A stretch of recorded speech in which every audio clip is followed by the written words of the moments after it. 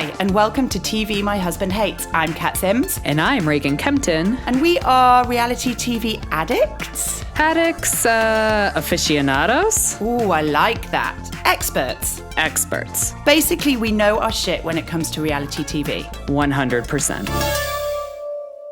Hey there, and welcome to another episode of TV My Husband Hates. I'm Reagan Kempton, and we're here with always the lovely Cat Sims. How you doing, babe? Hi.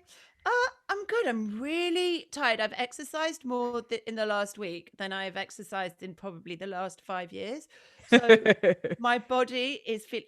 I am for not the first time, but overwhelmingly physically exhausted. That's nice rather than being mentally exhausted. For sure. You know what I mean? Yeah. Are you sleeping better because of that? Like the dead.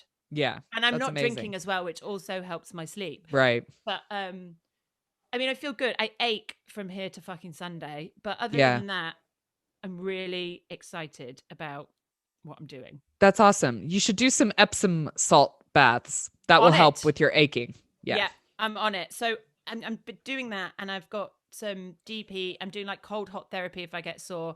And you know what? At the end of the day, I have to do more is just stretch. So I'm just doing a lot more stretching. Excellent. How's your week been? Yeah, it's been all right. We had a blizzard on Monday. Snow was gone by Tuesday because that's the joy of living in Colorado, which is awesome. I hear that somebody really awesome planned a surprise party for you. I got a surprise 40th online birthday last weekend, which was amazing. We had a marathon 4-hour Zoom call. Yeah, I know we did. And because obviously we started, I think we got off the phone at midnight my time. We started at 8. But Reagan didn't know, and we set up this Zoom quiz. It was amazing thing where I got Reagan's husband to do a Mr. and Mrs. round, and your mum, which I tanked. Me with. You did. It was ridiculous, and then your mum provided me with a ton of baby photos for Reagan. No, it was awesome. Thank you so much. We had such a good time. I've been getting texts from people that couldn't make it. Nice. So that was good. And but I'm still 39 until Sunday. So you are until Sunday, the 21st. That's right. Are you excited? Right. Yeah, I mean, like I said, we had this whole. If you guys are on Patreon, or if you're not, you should hop on over there because Kat and I do this whole chat about what turning 40 means to us and kind of how we're looking at it. So I'm not going to say any of that here. If you want to hear that, you need to hop on over to Patreon. Pay for that shit. That's right. Hook it up over there and you can hear it's not up yet. It'll be our merch content. So we'll get that up ASAP. But yeah, I mean, it's cool. Well, I'm glad that you had fun. I had fun as well. And it was amazing. Everybody really turned out. We should put up a picture of Kat dressed up as so I have this favorite baby picture of me and my brother because it was back in the 80s when you used to go to Olin Mills here in America and get your pictures taken. And Halloween was always a really big deal for my mom. She used to make our costumes. So there's a superhero picture of me and my little brother, and Kat mimics the superhero costume. I think I was 4 or 5. I recreated it. It's amazing. Maybe we'll put it up there. We'll do a split thing.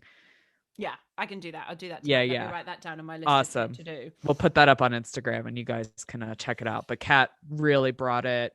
I'm drinking out of one of my birthday presents. I got a Real Housewives. Where did you get that from? My friend Lindsay got it for me. So it's the Real Housewives of Littleton.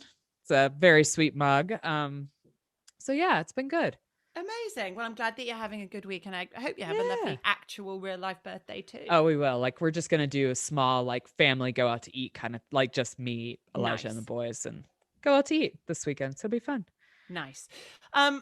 So we are introducing. We've got another one to add to the lineup. We've got the Keeping Up with the Kardashians Swan Song season, their final one of all time. Yeah.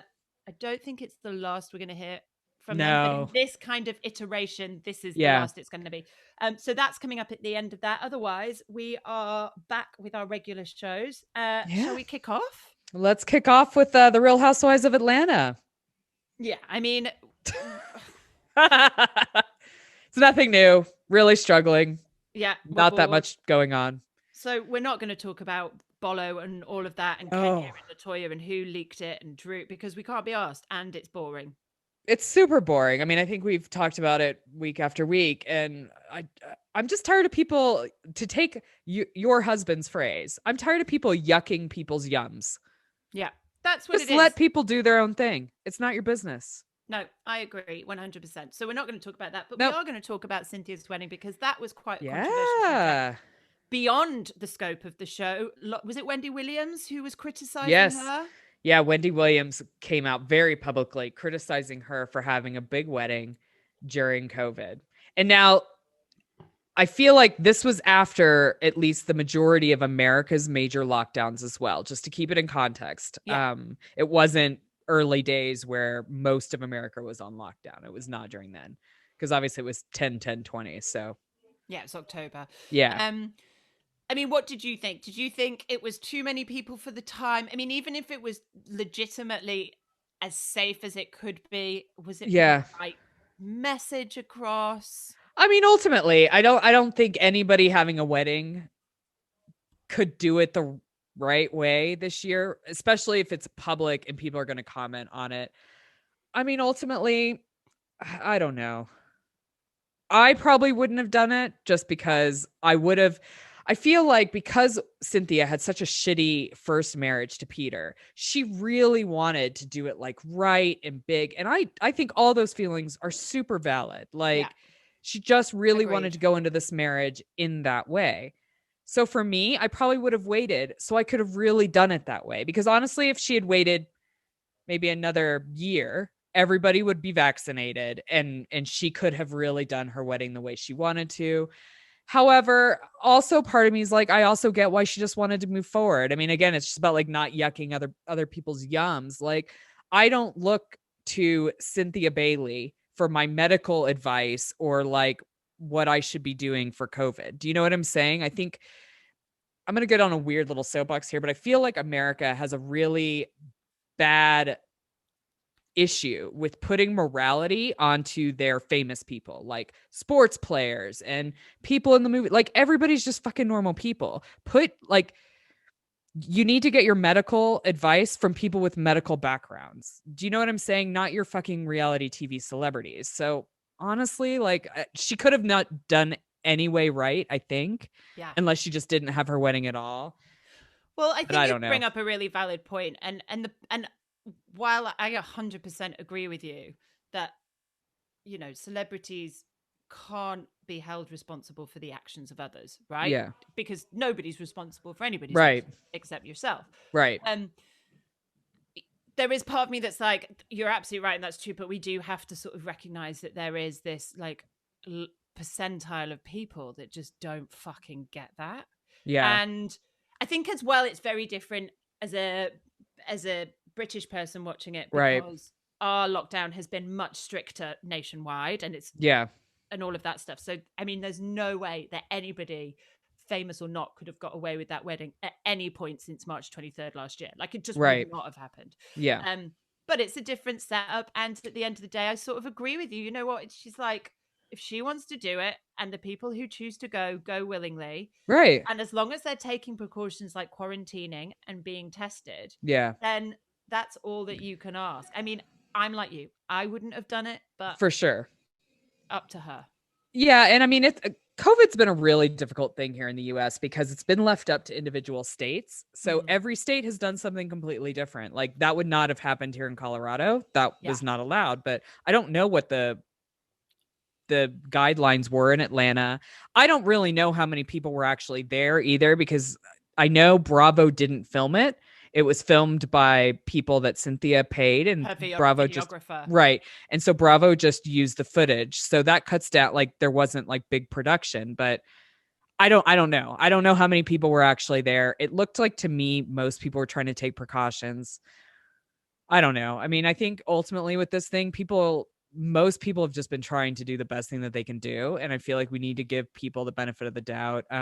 But also if you're going to put it on TV, you're going to get backlash. Like, it's just the way it goes. Literally took the words out of my mouth. Yeah. You can't be whingy about that. Make that decision, own that decision, but accept that you are going to get some shit for it because there are going to be people sitting in places where they haven't been able to leave their houses and they watch you, Cynthia, throw this enormous, extravagant, lavish party.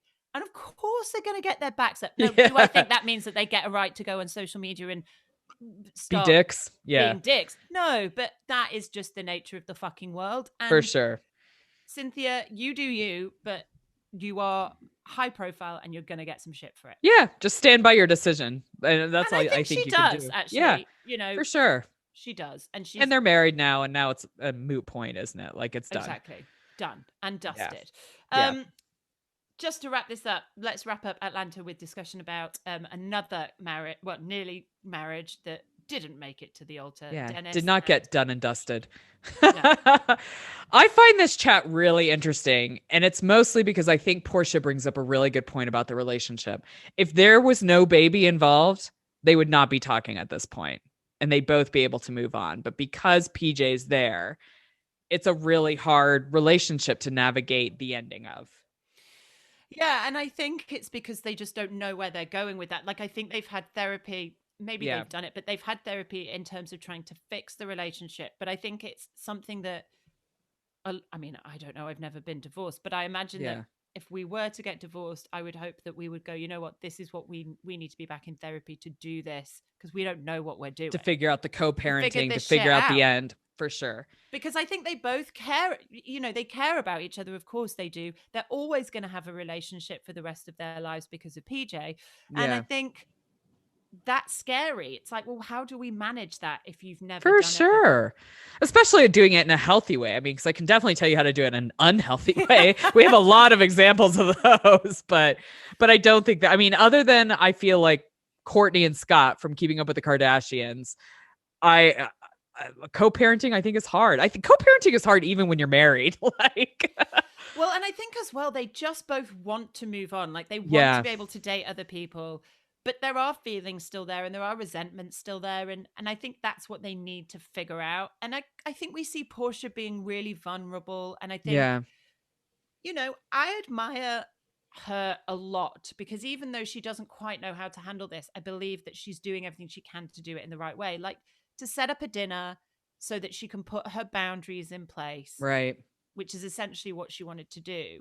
I think we've talked about this time and time again, but again, it's another example of her really growing as a fucking human, a mother, an adult, and an individual, right? Really finding her own feet. Yeah, and I feel like it's the first time, because I feel like, I mean, she was so young in that first marriage to Cordell when she was first on this show.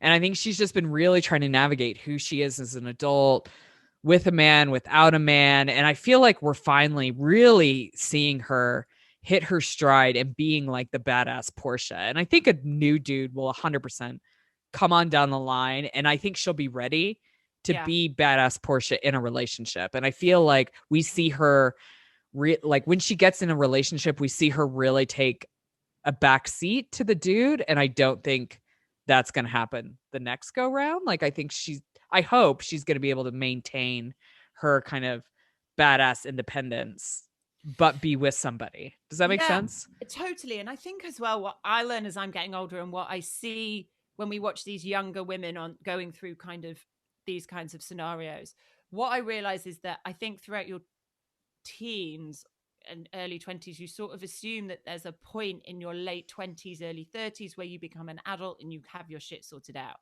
But actually, that isn't by any means the case. And it's no. I'm turning 40. And what I've realized is that there is never a point at which you go, I've got this shit sorted out. But you start to embrace the fact that everything, like, it's a constantly evolving process. Yeah. And everything is a lesson, and you fucking learn it and move on to the next thing. And you'll always laugh at dick and fart jokes. There's no growing out of that. Like, you will be 14 inside forever. Always. Make peace with it, embrace it. Always. 100%. And that's fine. But it's, you know, and I feel like, how do you convey that to somebody? Like, how do you I just want to hug Portia and go, look, you're not doing anything wrong. You haven't messed up. It's just part of the fucking process. Yeah. It's going to be this way forever. Like, it will be ups and downs, and you just have to ride them out and learn something from this down and make it, you know, be part of the next up. Like, it's just a constant change is the only constant. That's it. Exactly. So Anyway, I'm excited to see how they co-parent, and I hope they show that story, and I do hope they go to therapy, and I think that it's a really good story for us to see, For sure. people to see. I'm really enjoying it, and I'm wondering if we are going to see a more mature Dennis. I don't know. I hope so. Maybe. Should we end it there? Let's end it there. There you go. On. Right. So while we were doing that break, we mentioned earlier that I was going to post that picture of me and you, and I've done it. So it's I think I've got amazing internet. It's not going through. No, Instagram is, I think, down at the moment. I'm getting errors. We're sorry, but something went wrong. Please try again. Oh, I'm fine. As long as it's Instagram and not me. No, it's Instagram because I'm having the same issue in a different country. Well, as soon as that's back up and running, I'll post that. I was trying to be really clever, like real-time action. Oh, damn you, Instagram. Got one fucking job, Instagram. Jesus Christ. All right. Should we hop in? Below Deck Sailing Yacht, where I am excited because this is not going to be a quiet. No. I mean, episode 3 is already bringing it pretty hot. Episode 2 did too. I'm here for it. I love this show. Well, we kick off this episode with the most painful walk of shame I think I've seen in a long time. For sure. And Sydney, I got a bone to pick with you, my friend. Yeah. You were going to make this. Yeah, you're going to make Kat and I defend Icky Gary. And we're mad at you for it. We're pissed for sure. At you. Super pissed. Because honestly, Gary could not have been clearer about this being a one-night thing. We saw the captions. We heard it loud and clear. And you're catching feelings. And this is what we were talking about last week. If you can handle the one-night stand, then go for it. I don't know many women that can, but if you can, go for it. There's no judgment at all. But if you can't, and if you're going to wake up the next morning and go, well, he's not flirting with me anymore. That wasn't the deal. No. That wasn't the fucking deal. He was really really said clear. This is a one-night stand. This is not a seasonal thing. Literally his exact words. Yeah. I mean, he was very clear. You could have stopped it and been like, you know what? I'm not into it then. And gone back to your room, and that would have been fine. And the next day, he's not ignoring her. He's not being mean to her. He's just doing his job. Lovely level. And she's like, he's not flirting with me anymore. Yeah, no. Not cool, Sydney. I mean, I would have been Team Sydney if he had been a dick the next day, because that's 100%. Not cool. But no, he was just hungover doing his job and doing it really well hungover, by the way, to the point even Glenn mentioned something like, you know what? I appreciate someone being hungover and kicking ass at their job still. I find that a really attractive quality in people, friends. Yeah. Friends who wake up the next morning, they're so hungover and they whinge and they can't get out of bed and they don't do anything. It's like, no, come on, just fucking suck it up. Let's get on with the day. For sure. Unless make you some are breakfast, hair of the dog. Unless you're puking on the regs, here's a Bloody Mary, fucking sort yourself out. For sure. And I appreciate that. He gets up, he fucking nails his job despite the raging hangover he must have. I'm sure he had. I mean, even let's have lack of sleep. For sure. Even Jean-Luc, boots and rallies. I'm impressed with this crew so far. He pukes and gets up and does it. Yeah. Yeah. Oh, you're very good he drank. At that. I'm gonna go on record it's and just say part of it. Reagan's very good at getting up on a hangover. I mean, that airport drop off we did for you. that is the worst. I mean, it's definitely far. It's definitely far and few between now, with kids, because honestly, that hangover is not worth it dealing with kids as well. But when I don't have kids, I do properly let it go. And that last night at your place before COVID ruined everybody's lives. Oh my God. I went into Corona with a major hangover, a big flight. I mean, the positive to that was I had the whole middle aisle to myself, the 5-seat middle aisle. So I just laid down. I slept pretty much the whole way. So if you have a hangover, that was the best flight to be on. But I really felt for you though. I saw you walking off into the terminal. I was like, oh man. God. I'm glad I'm not her. And then I went home and had a nap. Right. But anyways, Anyway, so you just have to do it. And Gary I don't like him, but we give credit where credit's due. For sure. Sydney needs to be a little bit more self-possessed about this. That's not Yeah, the word. Yeah. Do you know what I mean? She needs to take charge of her own fucking emotions. for sure. For sure. It's not him, it's you. Get your It is. feelings in check. Yeah. I mean, I think next week we're going to be able to have a discussion about respect on Gary's part, because I feel like Gary's For just going to sure. bounce from one girl to the next, and regardless of how clear you make it, it's just not a good look. No, it makes you look like a douche. But for this week, Yeah, we have to be Team Gary on this issue. yeah, I mean, As painful as that is. That's really, it makes me feel a bit gippy in my mouth. I'm also going to bring up the fact that I'm not super pleased with these guests who decided to be massive dicks, even though they could have brought Corona on board. And to take it out on the staff and be like, Right? this is ridiculous. It's like, we're You living have in the middle of a pandemic. Fever. You've got a fever. And these people have quarantined and are staying on the boat just to do their jobs. Like they're giving it their all. Yeah. If you have a bit of a fever, you can stay in a fucking cabin on a boat and have people bring you food. And this wasn't a surprise. Like when you joined this shit, these were the COVID rules. Like this was clear right from the start. It's not our fucking fault that you've got a fever. No, we got to see what it is. You have to leave the boat. You have to quarantine in a hotel. And when we get the results, we'll be able to proceed. But I had a real issue them being kind of dickheads to the staff on board. Because I mean, it's not like the staff are going to get tipped. They weren't even the primaries that are there. Yeah, no. I mean, you know what I'm saying? Like, yeah, that's bullshit. I thought they were assholes. Well, I mean, thank God they got a good tip last week though, because that's true. This may carry them on. They're not going to get anything this week. No, we'll see. We'll see what happens with the COVID test cliffhanger. Let's see. I mean, I think what's going to happen is that people are just going to get really drunk and start fornicating all over. For sure. I mean, that's all this season is going to be, really. Like drunken yachties gone wild. Girl action. Yeah. It's like spring break on that fucking boat. It really is. It really is. All right. I'm here for it. For sure.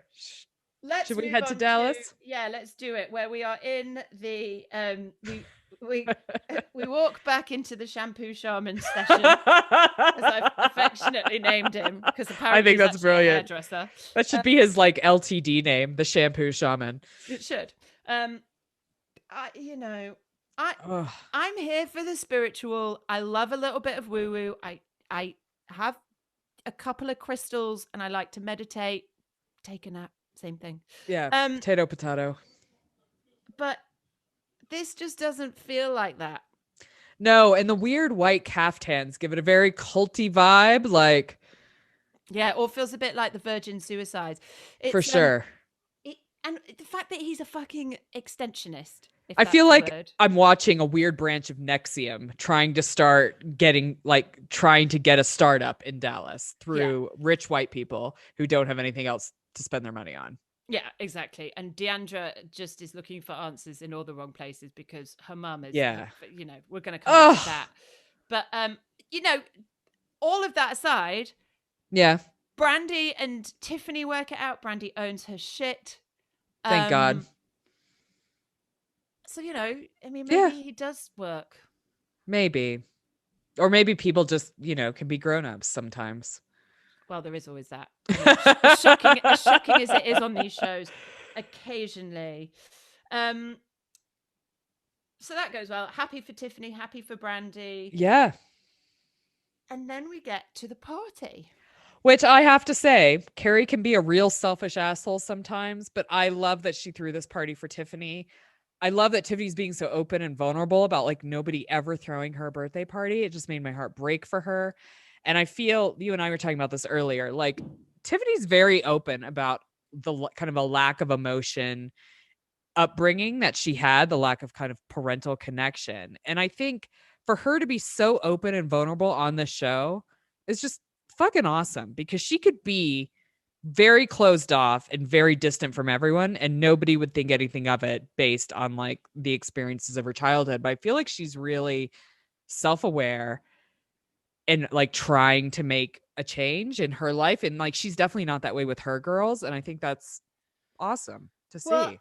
And I think it's really interesting the way that she talks about her upbringing, because there is obviously a cultural thing there. And I know it's not necessarily my place to comment on it, but I think that we've all, and I think she discusses this whole tiger mum. For sure. Herself, this tiger mum vibe. And she says something, and I think it might have been in a trailer for next week, but she says, I feel like an investment, and that Yeah. I I'm think it's letting for next my week. parents down Yeah. in that investment, that they look at me to return, and me taking 4 days instead of 5 is a Right. letdown on their investment. And that's a really, really hard dynamic to live in, because it's like, who's got your back? Who is your person? Right.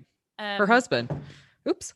her husband, Sorry. thank God. And Oh he's a my gosh. babe. Isn't he a I babe? love him. I I think love he's him too. incredible. I follow Tiffany on Instagram, and like she posts the nicest things about him. Like, I know it's social media and we like to post the nice things, but she put up this thing where he was like, Daniel ordered me a glass of wine and then went ahead and ordered the whole bottle just in case I wanted another glass. And like, I think that really ties into like your thing about everybody being kept in mind.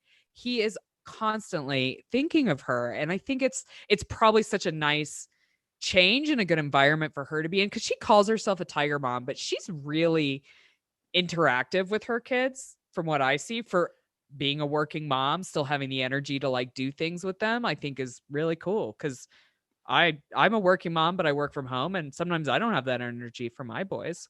No, I very rarely have that kind of energy. I mean, obviously, I love my kids. For sure. We don't even have to do that disclaimer on this podcast. No, that's true. Fuck that. But I agree entirely. But I actually think that she's not the tiger mum that she thinks she is. And I think that she, even if she does have these high expectations regarding education and music lessons and all of that kind of typical stereotypical stuff, I think actually if it came down to it and one of her kids was like, Mommy, I just want to be an artist, she'd be like, yeah, that's fine. Okay. I mean, let's send you to business school so you can run a gallery. Yeah, well, maybe. But you know what I mean? I think she's like definitely more diluted than her parents were. Yeah. Because that really sounds like an environment starved of kind of fun and emotion and love. Like, absolutely. Who doesn't throw their kids a birthday party? It made me cry when like she was like, my dad one day looked at me and was like, oh, so are you 9? And she was like, Dad, I'm 11. I know. And I'm not even talking about spending a ton of money on a party. No. Let's mark the occasion somehow. Let's make that person feel special for one fucking day. For sure. I mean, my dad definitely is not bringing home any like Dad of the Year awards, but he always remembered my fucking birthday. Maybe didn't always remember how old I was, but did remember my birthday. Not like, oh, well, here's $2. Happy birthday. I mean, No, totally. It just gave me the gross feelings. Made me feel really bad for her, but also really excited that like she is self-aware enough to like be this open and vulnerable about it and discussing it. And I definitely think her issues of the past are not going to impact her kids. No, so far. I agree. But the party continues. Carrie does a great job throwing this party. And it's the party for Tiffany, which I really love, because I feel like a lot of the housewives throw parties for themselves, but they just call it their friend's birthday. We saw that in Salt Lake City a bit with Jen. Yeah. But this party felt like it was for Tiffany. And I think that was cool. And I love that Tiffany let loose. It was I think what Carrie did really well is it wasn't in a public place. It was in a small, safe place with lots of people that Tiffany knew. And she was able to really cut loose. I mean, she was shit. No water. And that's fun to see. No bodies of water. She didn't make her go swimming. But it was nice to see her do that. And, for her to stand up and go, I just want to be liked. And, we all feel that, but not many of us can say that. A lot of us in group environments feeling very insecure and worried about how people feel about us and whether they actually really like us. But she's like, I just want to be really liked. And God, I love her. Yeah, she's so refreshing for all of the franchises. I find Tiffany really refreshing, and I would love for Bravo to find more housewives like her, because I think that is a more accurate portrayal of working women trying to navigate everything. I think Tiffany is more of who we all are versus just being able to drink all day. Yeah. And I mean, I guess that there's something in the exclusivity of the casting, right? So there's something about seeing behind the doors of how other people live that we don't have access to. But with Tiffany, they've got that sort of, there's both things covered. And I think that they could do that more consistently throughout. For sure. I don't feel like Tiffany is that rare. I feel like there are wealthy women who work and have kids and who balance society and life. Do you know what I'm saying? Like, I think Yeah. I feel like that's what the Housewives used to be when it first started. And I feel we've gotten pretty far away from it. And it'd be nice if it kind of returned to that. Well, because I think as well, becoming a housewife by nature pushes you Yeah. into a different echelon of society because you start earning a ton more money, you get more Right. endorsements, you're living a different life. You're on telly, all of a sudden you're famous. Right. So by their very nature, it's hard to kind of maintain that. But that's why I think the turnover Shelf of cars life. has to be a little, there needs to be a shelf life. Yeah. So we'll see. Yeah, we'll see. But the flip side of this birthday party is, well, a few things. Mama D talking shit about Deandra. Like, come on. Even if it's fucking true, you don't talk shit about your kid to your kid's friends. Yeah, so just to recap, if you haven't quite watched it yet, but essentially Deandra Simmons is asked why she took the surname Simmons of her stepfather, who was apparently a big deal in Dallas. The Simmons family is like heritage family. And rather than answer, Deandra goes to Mama D and says, well, why don't you tell them why? Right. Which makes me think that it was her choice. It was a different reason. It was Mama D saying, you have to get on board with this family. Or we're changing our last names. It's now this. Yeah. And Mama That's D how I see the conversation she just throws Deandra under the bus and says she just thought it would open more doors for her and be better, just making it sound very mercenary and opportunistic. When Mama D has just told this whole story about how she stalked the man to get him to marry her in the first place. Like, I was shocked by that. She's like, I just made sure I was where he was and I was looking good and I was going to marry that man. Even Cam's 3 brain cells very quickly work out that is not the story that we want to be proud of. It's like, I get what she's saying about that, like manifesting that shit and making it happen. You manifested yourself to be a gold digger. That's what you did. I think that it got a little bit lost in the middle. Oh, man.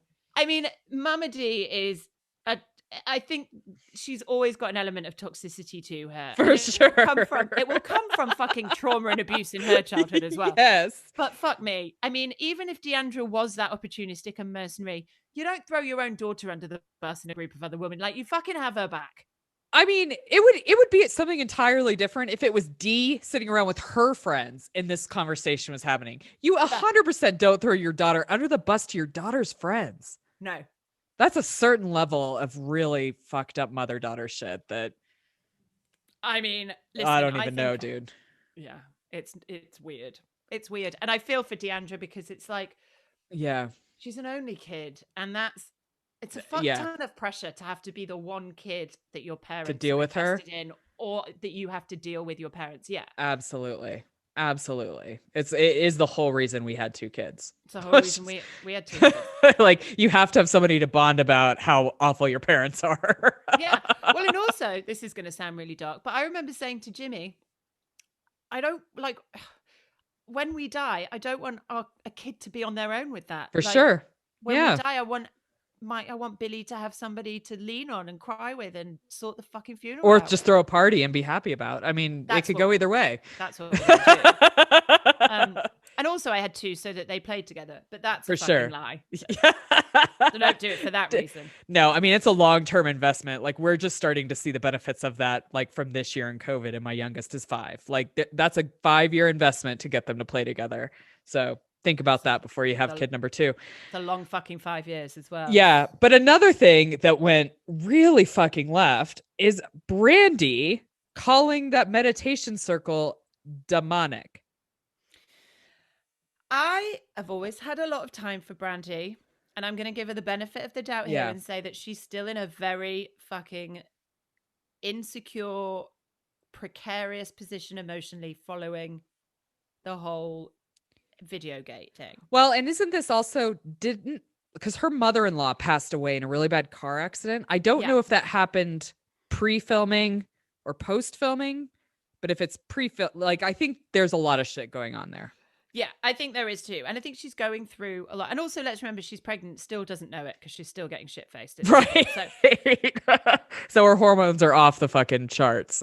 Absolutely. Probably feels crazy. Yeah, but that being said, this is when Christians get on my nerves. Damn you, Christians. because Don't be this I way. am here for it. Be religious. Do it. Knock yourself out. Believe what you want to believe. Give your money where you want to give it. Turn up wherever you want to go on a fucking Sunday. I don't care. I appreciate, respect your right to do that. But then you have to reciprocate that. Yeah, it's a to two-way let street. Other people do their thing as well. And you can't just call out Deandra and say she can't possibly be Christian because she's got this shaman. Listen, of all the problems with this fucking shaman, right? The fact that it goes against Christianity is the least of them. For sure. Oh my gosh. Well, and even just what's going on at the talk at the table. The meditation circle is the least worrisome. Well, I think Brandy just didn't. I think Brandy's annoyed because it's the only thing that actually got people to fucking be calm and right get out. She's like, well, Jesus should have done that. Well, Jesus should have done a lot of fucking things, babe. Right? We're gonna go down that road. For sure. It really. I hate when people like bring out religion to chastise and be judgy about other people. I mean, I think it's the basis of most organized religions to just pull it out to be that way. But anyways, it put me right off. Didn't like that one bit. No, me too. Should we move on to New Jersey? Yes. I love the show more and more every week. Show too. It's everything that Atlanta isn't. It is. I feel like Atlanta's time is ending for me a little bit. I feel like there needs to be like a major cast reshuffling.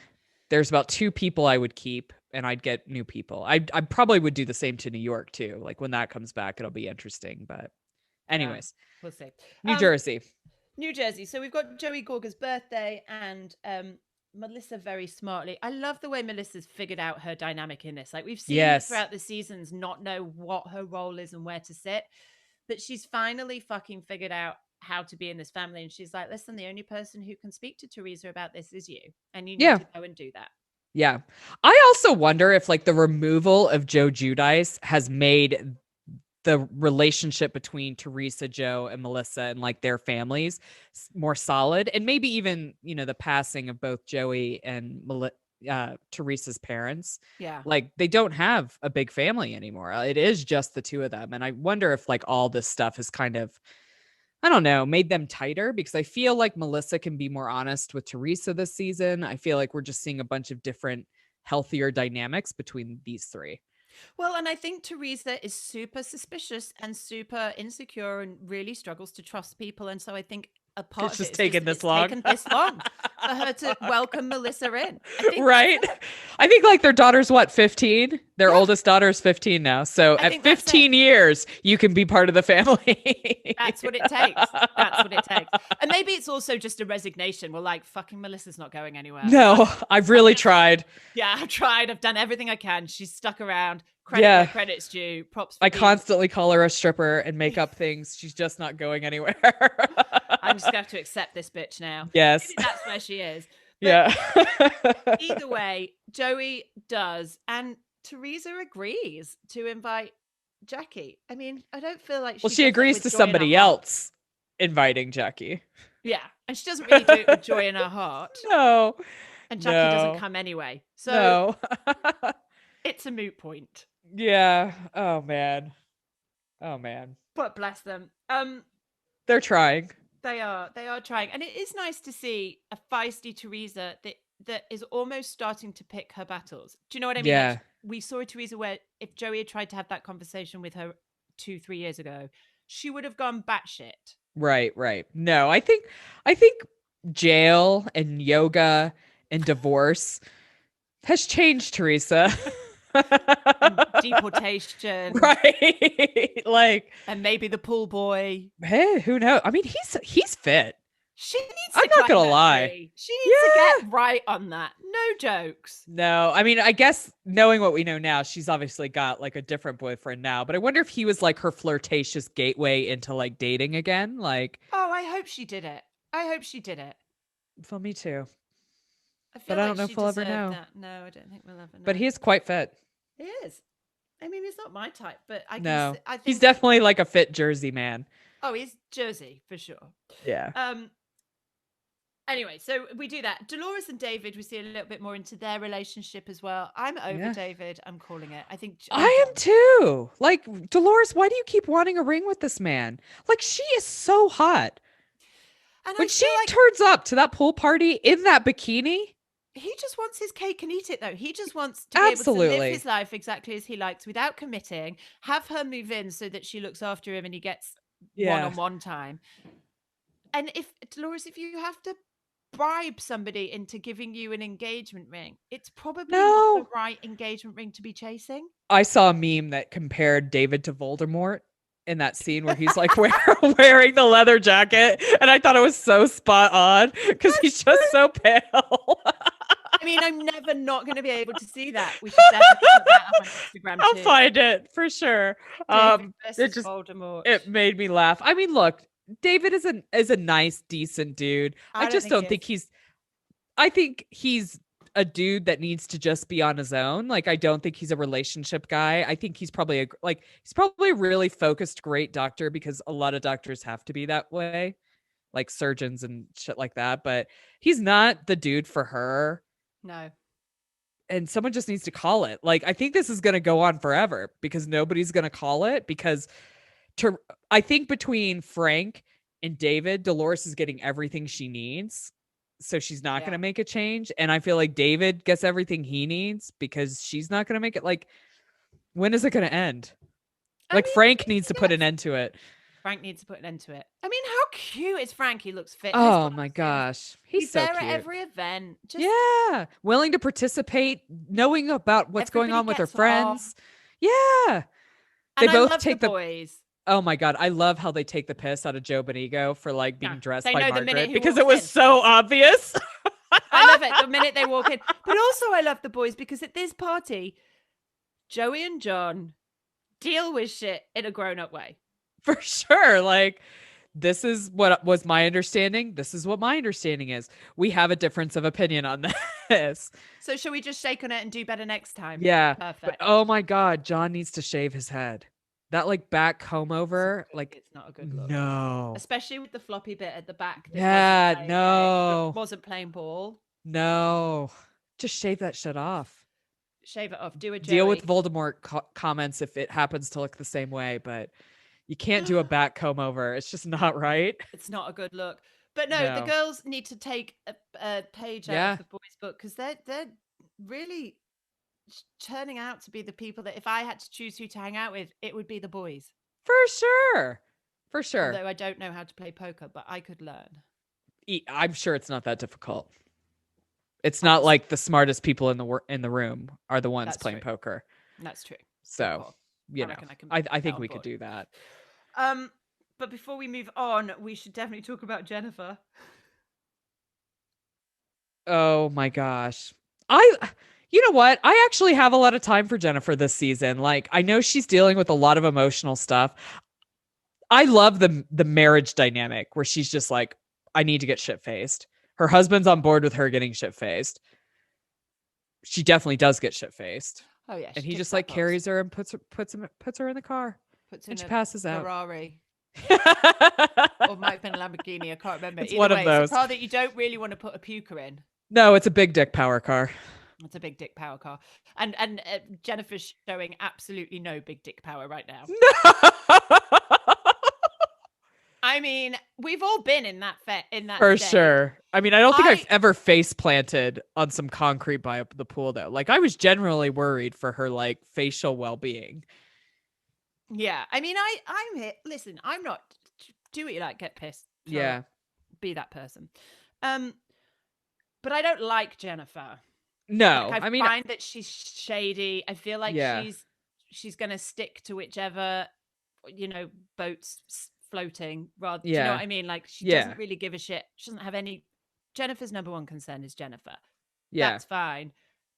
She came in as like Jackie's best mate. She's for sure. Now. No, like, she's moved on to Teresa because she's up Teresa's ass. Like, I mean, that's ultimately what it is, and we're never gonna see her disagree. Like, she's just gonna play the up the ass friend game, whatever. But you know what also really surprised me? I didn't like Margaret talking about Jen's drinking like it's a major drunken issue versus her just having a good time.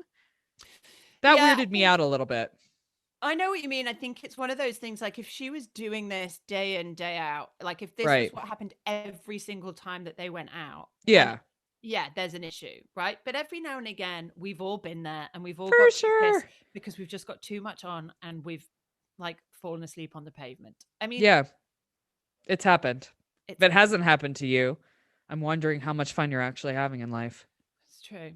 I mean, if it hasn't happened to you, you're probably not our people. That's also No. fine. Yeah. Fair. We're all different. But yeah, so we'll see. I mean, if she turns out to be doing this all the time, then there's definitely questions. And maybe Margaret sees and knows more than we do. But for now, I'm not ready to call her an alcoholic. I also wonder if because I think Margaret has issues with other people drinking because of her issues with her mom. Like her mom was very much the party girl So and things she's like triggered. that. So yeah, I feel like she's triggered. I know a few people who think people who get that way automatically are alcoholics. I don't think that's true. But anyways, my 2 cents. Agreed. Just before we leave this, let's just talk about Teresa and Joe very, very briefly, because we see a small conversation between them about their divorce. And it seems very civil. Italy looks good on Joe. Like he seems to not be being the dick that we thought he'd be. I feel like they may be both better apart. I mean, yes, 100%. I don't mean. And maybe Joe's better in Italy than he is in America. Yeah. I mean, he's definitely up to some shady shit. He's selling sex toys. I know. That's so gross. That just makes my tummy turn. Like he's the last person, right? That's the thing. I want to see with trying to sell me sex toys. He's the least sexy person I've ever seen on TV. The last thing I think about when I look at Joe is masturbating. Literally the very last thing. For sure. You know what I mean? Eating pasta? Yes. Having a meatball sandwich? For sure. Drinking too much wine? Absolutely. Watching the football? Yeah. There. Not flicking my bean. No. He doesn't inspire a wank in me. No, it's very the opposite. One for the wank bank. No. Frank? Yes. Frank is in the wank bank. For sure. That's rhymingly pleasing. Yes, it is. That's pleasant to my ears. Even Joey Gorga's in the wank bank occasionally. Yeah. Not Margaret's Joe. I mean, he's a lovely dude, but he doesn't do it for me. David, for sure not. No, not Voldemort. And not not Jennifer's husband. What's he called again? Bill. Not Bill. You know what? No, he's not hot, but he is such a sweet dude. Like, I just think I think he keeps her in mind a lot. That's my sense from him. And actually, before we completely move on from Jennifer and Bill, just interestingly, let's look at the difference in reaction to when Jennifer gets shit-faced that she has to be carried out versus when Bill gets shit-faced and he has to be carried home. Like everybody's slapping him on the back and high-fiving him and like, you the man. And then when Jennifer does, it's like, she's got a drinking problem. She's got a drinking problem. Embarrassing. Go home. Women shouldn't do that. Fuck off. Fuck you. Yep. Anyway, let's wrap up. Let's move on to the Kardashians and the end of an era. The end of an era, which is all taking place in this Malibu beach house, which part of me feels like they just rented this house simply to film in. Well, they did. Because they're not all staying there. They'll just stay there in and out. This is where we're going to see the entire season.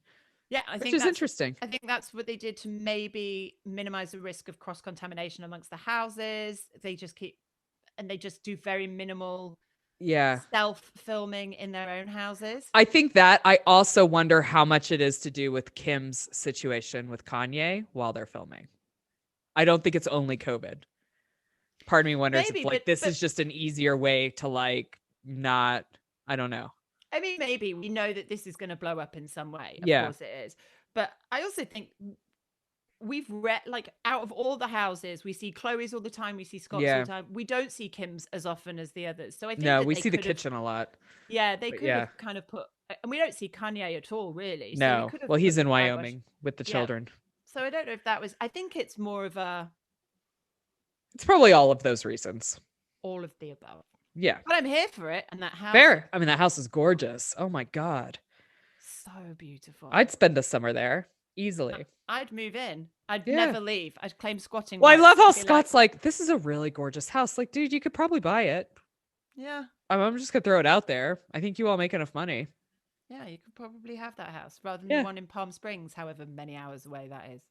Yeah, but Palm Springs is pretty cool too. I've never been to Palm Springs. Instead of Key West next time, should we do Palm Springs? I think maybe we should. We should do like a desert. Yeah. Because the only thing is it's just pools. Like there's no ocean because it's on the other desert. side of California. But yeah, we should do that. Palm Maybe. Springs is attractive to me. Okay. All right. But back to these people. Yeah. What we're here for. So Yes. Scott and Sophia, I think this is a really interesting conversation.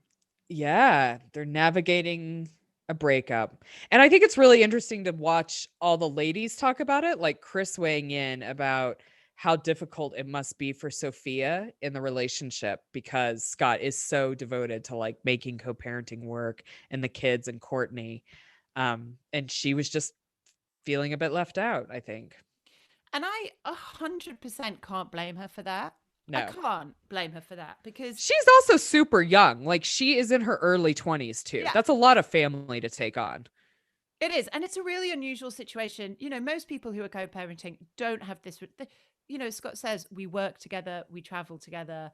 You know, like he fancies her. We all know he, this. He fancies her still. And Chris is essentially his mum. Yeah. You know, so it's right. like this weird mix between it being his ex, but also this kind of his weird family sister vibe, family vibe thing. And yeah. That's hard. And I feel for Scott because, you know, I think he's asking the question, like, how much do I sacrifice my own happiness? Because he doesn't believe he's going to find a woman who can manage all of this. Right. I think he probably will if he dated a little older. I mean, there is that because now he's going out with Amelia Gray. I mean, yes, she's like 18. I mean, I'm sorry, but I can't take you serious, Scott. I can't take that you are seriously looking for somebody who is invested in family life when you are dating teenagers. Well, because he's not, because he's still in love with Courtney. Yeah, for sure. And he always will be. Yeah. Fair. End of. And I get it. But that's why he's dating teenagers. Yeah. Yeah. But then, be honest with yourself. I know. Like, and I know that that's the thing you're going to have to balance. I know Courtney's dating somebody. Yeah, Travis Baker, fit drummer from Blink-182. And I think he also drums with Machine Gun Kelly now. But the problem is for Scott is that he's trying to do the right thing by the kids by maintaining this relationship with Courtney and the family. But that relationship's for him and then Courtney's for the kids and it's all very muddled. But for him to really get to a point where he doesn't love Courtney enough to fall in love with somebody else, he can't be in that situation and do that. No, and I think this is obviously something he's gonna have to work out in therapy because I bet it would be different if his parents hadn't passed away and he had family, but this kind of goes back to he's an only child and his parents passed away. He literally has nobody. I think he has like an uncle, like he's got some very distant family, but the Kardashians have been his immediate family for a really long time, and now because they were never married, so it's not like there's like a divorce in there or anything like that. It's just a really awkward situation, and he's gonna have to just work through those feelings because he's fairly newishly sober, maybe just the past couple of years. So I think it's just something that's gonna take time for him and also to work through. with the closing of the show, that will mean that there's they're less not working. they're not as full on all the time, so maybe that will help too. But I want Scott to find happiness. For sure. I think they both deserve it. I think they are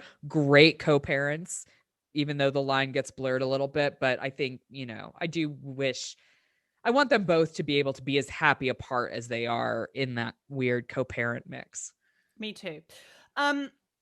We also see Kim taking the baby bar. Now, for anybody who is going to say that Kim is a brainless idiot, you don't have to like her. You don't have to like anything that she stands for. But I have to give this woman credit for doing a really fucking hard thing.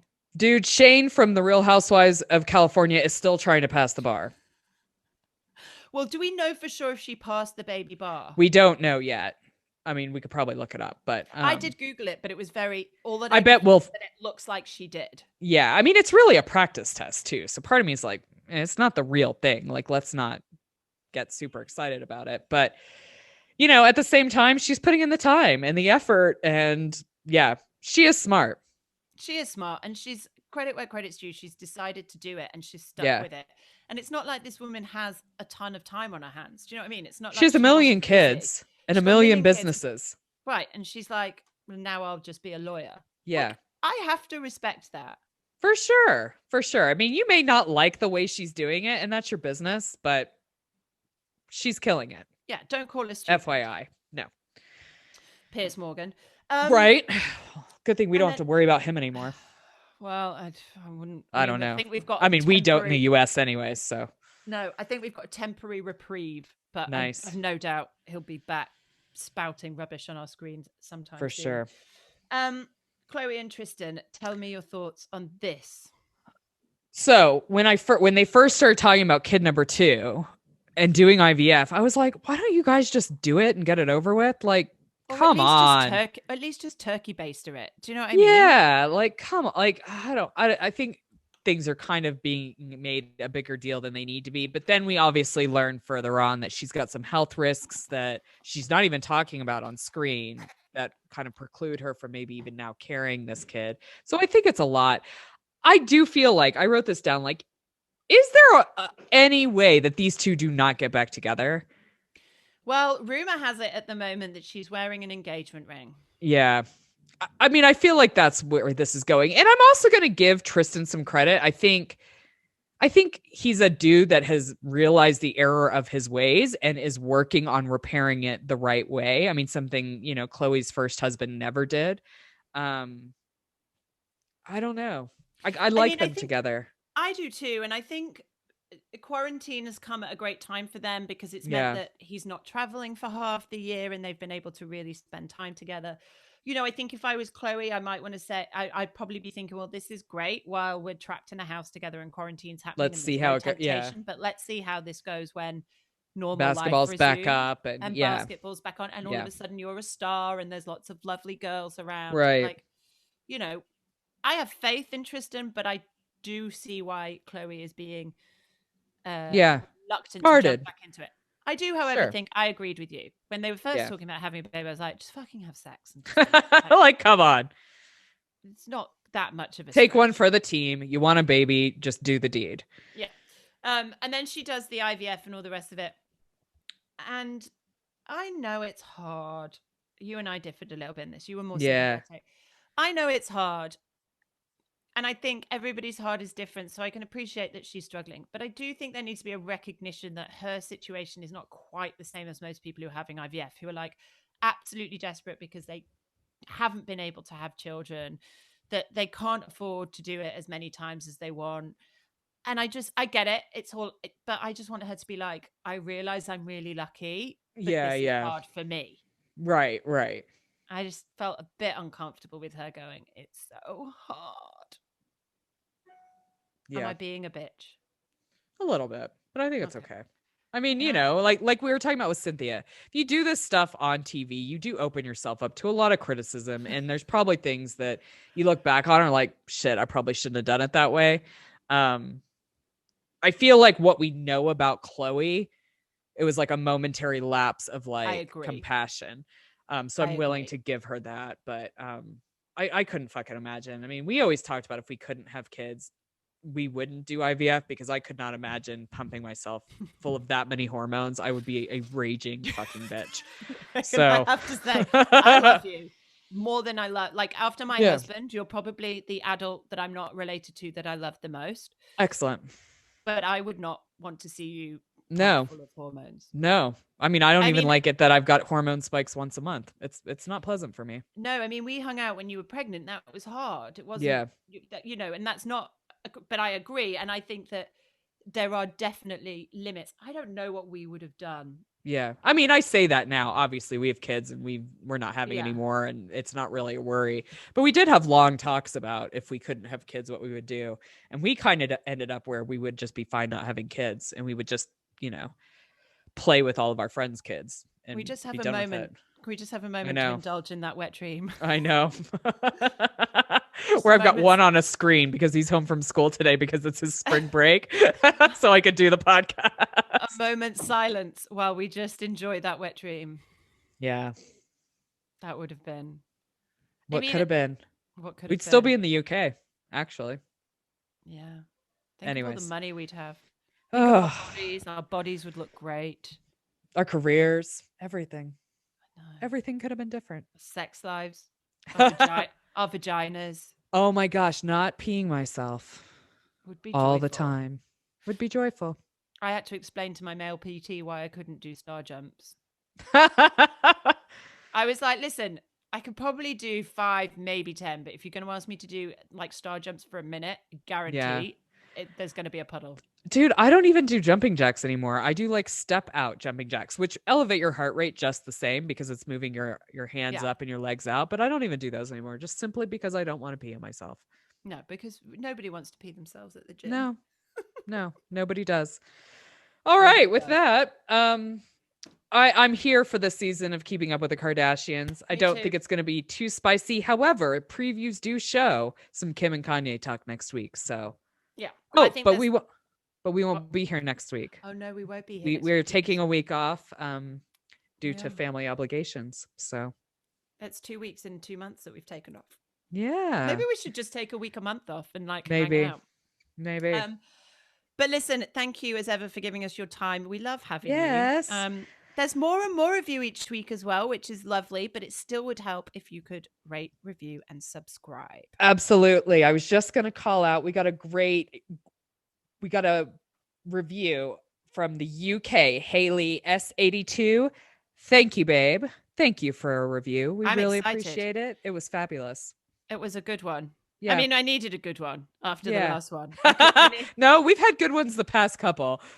We appreciate you all standing up to our 1-star reviews on iTunes. I like this little banter people have calling them out. Our social Sally.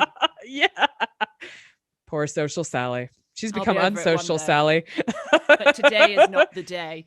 No. All right, listen, thanks again. We love Absolutely. you, and we will see you not next week, but the week after. And in the meantime, have fun, and remember, smart people watch reality TV too. Bye-bye. Bye-bye. Please subscribe, rate, and review TV My Husband Hates wherever you listen to your podcast. You can also follow us on Facebook and Instagram at TV My Husband Hates and join the Facebook group to keep the conversation going when the podcast ends. If Twitter's your thing, you'll find us at TV Husbands Hate. Theme music and production for TV My Husband Hates is by Jimmy Sims.